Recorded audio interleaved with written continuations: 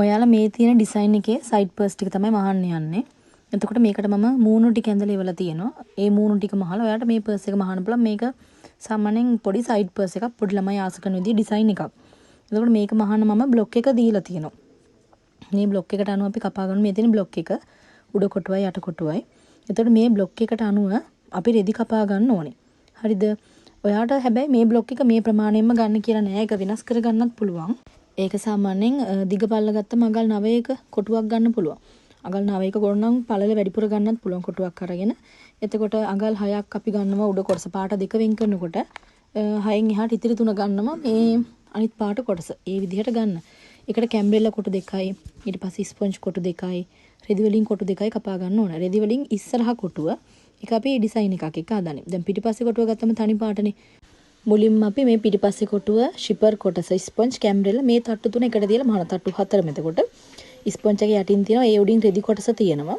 ඊට පස්සේ ෂිපර් එක මේ විදිහට ෂිපර් එකේ හොඳ පිට යට පැත්තට හරලා කියන්නේ ෂිපර් එකේ හොඳ පිට රෙදි එකේ හොඳ පිට පැත්තට තියලා ෂිපර් එකේ කන පිට උඩින් මෙහෙම කෙලවරින් කැම්බ්‍රෙල් එක දාලා මේක මහ ගන්නවා. ඔයාලට මේක හුරුයි අපි සයිඩ් පර්ස් මෙහුවනේ. ඒ වගේ ක්‍රමයක් තමයි මෙතන තියෙන්නේ. එතකොට ෂිපර් එකට ෂිපර් හෙඩ් එක දාලාම ගන්න. මේක මෙහෙම තියලා පළු දෙකට ෂිපර් එක තියලා මහලා වෙනමයි ෂිපර් හෙඩ් එක දාලා ගන්නත් පුළුවන්. මෙතනදී අපි කරන්නේ පිටිපස්සේ පළුවට ලයිනින් එක ඇටච් කරගන්න එක. මේ විදිහට ලයිනින් එක ඇටච් කරගන්න පිටිපස්සේ පළුවට. ඊට පස්සේ අනිත් පැත්ත හරලා බලන්න. අර ෂිපර් එක අල්ලලා පිටිපස්සේ පළුව හදාගෙන තියෙනවා. මේ විදිහට බලන්න පුළුවන්. පිටිපස්සේ පළුවට අපි ඇටච් නූල් ගහන්නේ. ඉස්සරහා පළුවට විතරයි ඇටච් නූල ගහලා ගන්න. ඒකෙන් ඔයාලට පුළුවන් පිටිපස්සෙකෙත් හැඩේ මත කරලා ගන්න. ඊළඟට මේ ස්පොන්ජ් වල ඉරෙනවනේ. ඉරෙන නිසා යටින් මෙහෙම පත්තරයක් තියාගෙන මූණ මහන. මෙතෙන්ට අපි මොකුත් යටින් කැම්බ්‍රෙල්ල කොටසක් තියන්නේ. පත්තර කෑල්ලක් තියාගෙන ඊට පස්සේ මම මෙතන පාට දෙකකට මූට්ටු කරලා තිනා. මුලින් ඔයාලට මම ඩිසයින් ටික පෙන්නුවා. පාට දෙක දෙක එකතු කරලා තමයි මම ඒක හදලා තිබුණේ. ඒ වගේ මේකේ උඩට කළුයි යටට පොඩි රතු පාට කොටසක් මම අරන් තියෙනවා. මිකී මවුස්ගේ පෙනුම හදන නිසා අර මිනී කෙනුත් මේක හදන්න පුළුවන්. මේ විදිහට මම තියාගෙන මේකට බ්ලොක් එක තියලා ඇටච් නූල් ගහන්න ඕන. මේ බ්ලොක් එකේ මම යටින් ඉරක් ඇඳලා තියෙන කොටසක් තියෙනනේ. ඒ ඉර අර පාට දෙක එකතු වෙන තැනට තියාගෙන මෙන්න මෙතනයි අනිත් පැත්තේ මම මේක දෙකට නවලා පොඩි ඉරක් හදාගෙන තියෙනවා.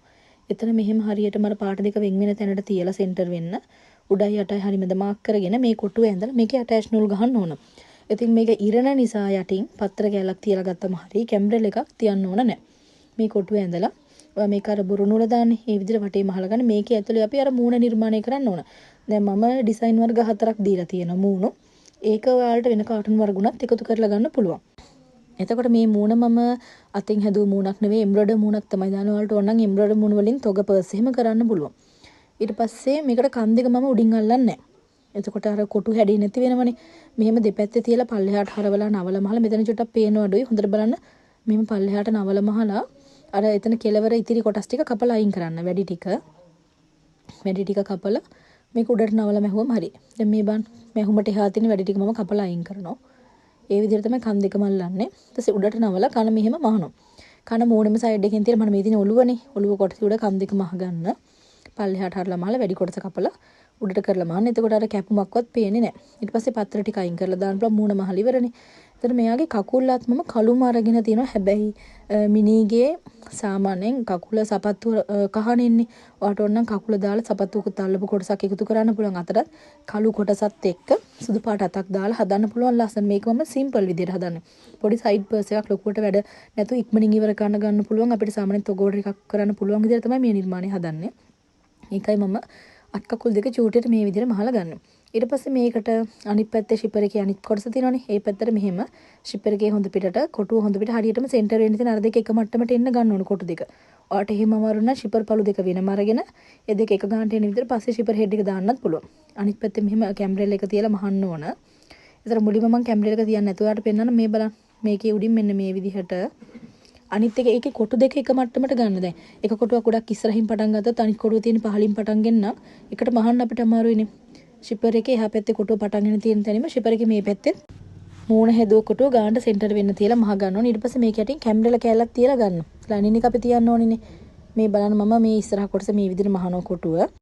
ඊට පස්සේ මම ෂිපර් එකේ අනිත් පැත්තෙන් මෙන්න මේ කැම්බ්‍රෙල් කොටස තියලා ගන්නවා. මේ බලන්න මේ විදිහට යට පැත්තෙන්. එතකොට ෂිපර් එකේ හොඳ පිට කන පිට කියන දෙපැත්තේ රෙදි පළුවයි කැම්බ්‍රෙල් පළුවයි දෙක තියලා ගත්තම ඔයාලා දන්නවද මීට කලින් අපි ෆ්ලැට් පර්ස් මැහුවනේ. ඒ විදිහට තමයි මෙතනත් උඩ කොටස මැහෙන්නේ.